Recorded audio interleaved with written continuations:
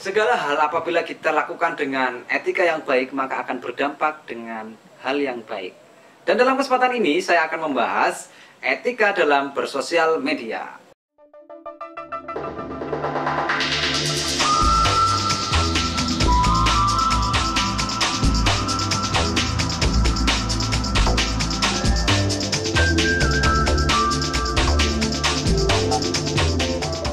Assalamualaikum warahmatullahi wabarakatuh. Bertemu lagi dengan saya Horm Umam di channel Sarapan Pagi, channel kebanggaan kita dan channel rujukan bimbingan dan konseling. Teman-teman, dalam hidup ini pasti memiliki etika masing-masing. Kita mau makan ada etikanya, kita mau minum ada etikanya, kita mau sekolah ada etikanya, kita mau mandi pun ada etikanya. Nah, bersosial media itu adalah kita bersosial tapi tidak secara langsung, tapi secara online atau dalam jaringan. Nah, bagaimana kita bersosial media yang memiliki etika? Mari kita simak bersama-sama video ini sampai dengan selesai. Oke, materi ini akan saya sampaikan. Nama saya Horm Umam atau Umam Soldado, CEO dari Sarapan Pagi. Nah, sosial media seperti gambar yang ada di belakang saya, ada Facebook, ada Instagram, ada WhatsApp, ada Twitter, YouTube, dan lain sebagainya. Itu yang tenar di Indonesia atau yang sering kita gunakan. Nah, Facebook tempat kita untuk membuat status, melihat video, bahkan sekarang Instagram juga seperti itu. WhatsApp yang lebih privasi, hanya teman-teman kontak kita yang bisa melihat story kita.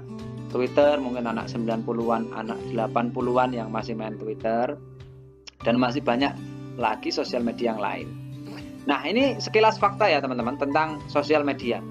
Jadi sosial media itu informasi menyebar begitu cepat setiap detiknya. Nah, tapi ya tergantung ya teman-teman. Tergantung koneksi teman-teman itu ada apa enggak.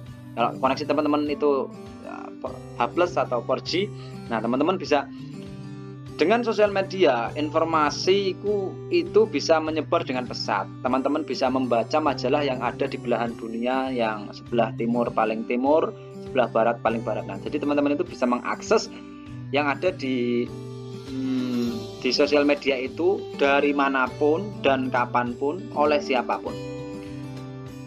Fakta kedua adalah banyak yang sukses menggunakan untuk keperluan bisnis. Memang tidak sedikit teman-teman kita di luar sana yang sukses dengan sosial medianya.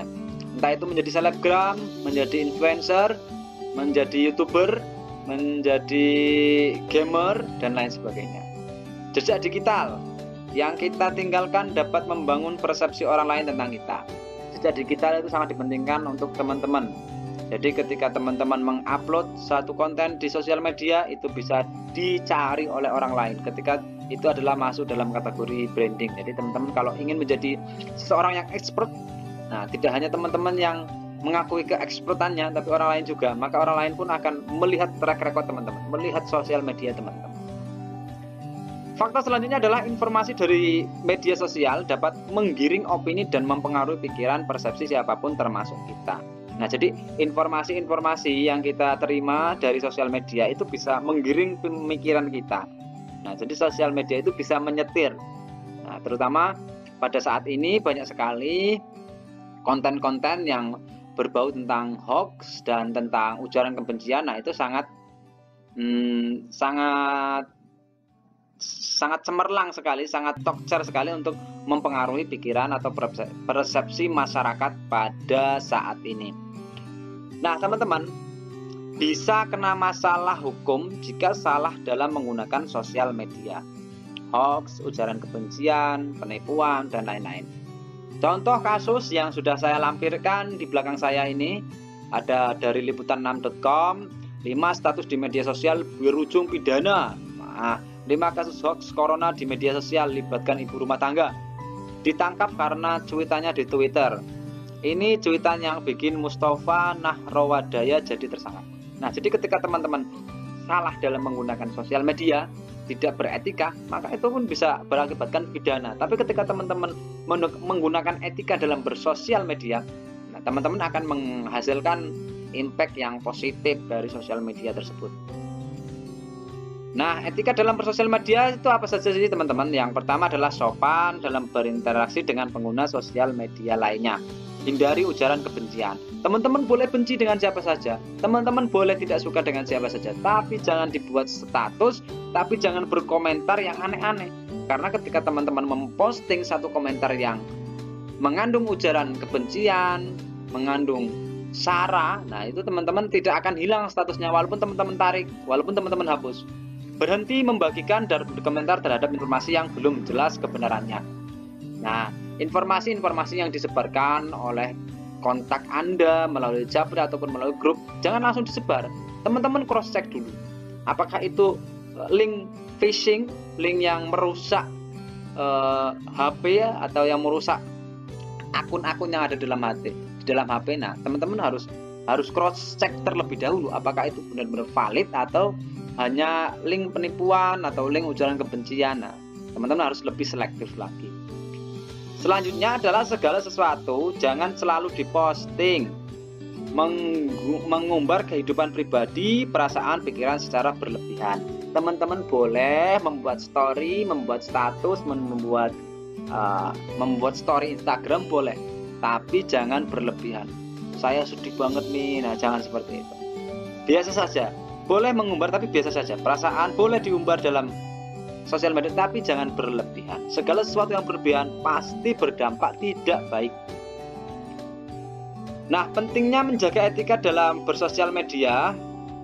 Yang pertama adalah menjaga nama baik atau kesuksesan karir. Nah, ketika teman-teman memiliki cita-cita, teman-teman harus menjaga sosial medianya, harus sinkron dengan cita-cita. Hati-hati calon bos, kamu bisa saja akan mencari dan memantau sosmed kamu buat jadi bahan pertimbangan apakah kamu akan diterima atau ditolak. Nah, jadi ini pernah ya saya pernah mengalaminya teman-teman. Ketika saya menjadi juri dalam suatu kompetisi dan itu Instagramnya itu membuat para juri itu menjuarakan dia. Nah, jadi ketika teman-teman ingin bekerja dalam suatu perusahaan, nah itu perusahaannya pun meng-cross check sosial media teman-teman, Instagramnya, feednya, Facebooknya, Twitternya, seperti itu. Jadi teman-teman harus menjaga nama baik kamu sendiri. Orang lain tidak mungkin bisa menjaga nama baik dirimu. Yang kedua adalah menghindari masalah yang tidak perlu. Masalah-masalah yang tidak perlu kamu hadapi jangan dibuat-buat. Keributan di sosmed yang berlanjut di kehidupan nyata yang bisa saja membahayakan dirimu dan orang terdekatmu. Dengan Anda mengumbar informasi pribadi, maka itu menggampangkan orang lain berbuat jahat kepadamu. Menjaga harga diri. Dengan tidak selalu posting tentang apa yang kita rasakan, pikirkan secara berlebihan, hal itu dapat menjaga rahasia pribadi yang orang lain tidak perlu tahu. Ini adalah hidup kita, bukan hidup orang lain. Jadi kita yang mengalami atau kita yang merasakan. Tidak perlu kita umbar ke sosial media. Meminimalisir risiko niat orang lain jahat. Ketika orang lain mengetahui informasi pribadi kita, maka dengan hal itu kita memberikan peluang orang lain untuk memberikan atau untuk berbuat jahat kepada kita. Cara bersosial media. Yang pertama adalah ikuti akun-akun dengan postingan positif dan informatif. Nah, teman-teman harus mengikuti akun-akun yang positif. Ketika teman-teman suka dengan bola, ya mungkin ikuti postingan-postingan bola yang positif ya teman-teman. Jangan yang postingan yang negatif, postingan yang berujung pada ujaran kebencian. Unfollow akun-akun yang postingannya negatif, kasar, hoax, porno. Itu hanya akan membuat track record teman-teman menjadi buruk. Dan postinglah yang baik, positif, dan bermanfaat. Nah, teman-teman memposting, meng-share hal-hal yang bermanfaat, tips-tips yang bermanfaat. Kalau teman-teman tidak mau, ya sudah, jangan terlibat.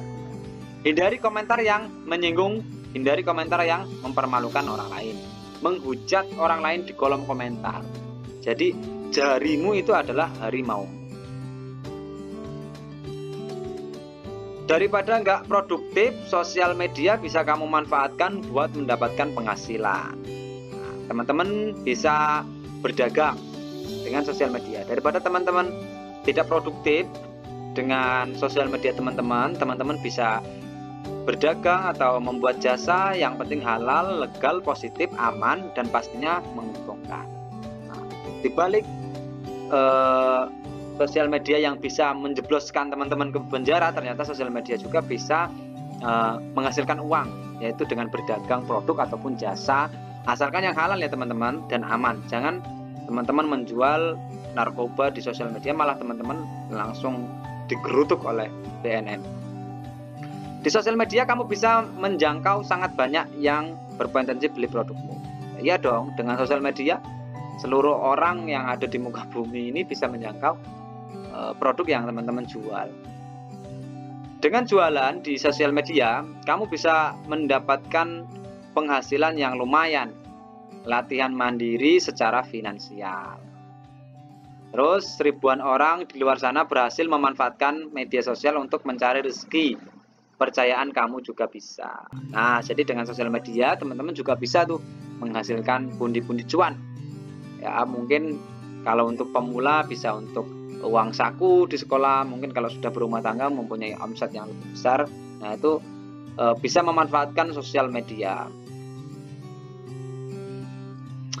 Terima kasih teman-teman. Jadi intinya teman-teman harus dengan bijak menggunakan sosial media. Postinglah hal-hal yang penting dan hal-hal yang benar. Jangan menghujat, jangan ujaran kebencian, jangan menyebarkan hoax, karena itu dapat berdampak negatif. Like video ini apabila video ini bermanfaat bagi teman-teman, dan sebarluaskan video ini apabila teman-teman ingin mendapat manfaat dari orang lain. Terima kasih.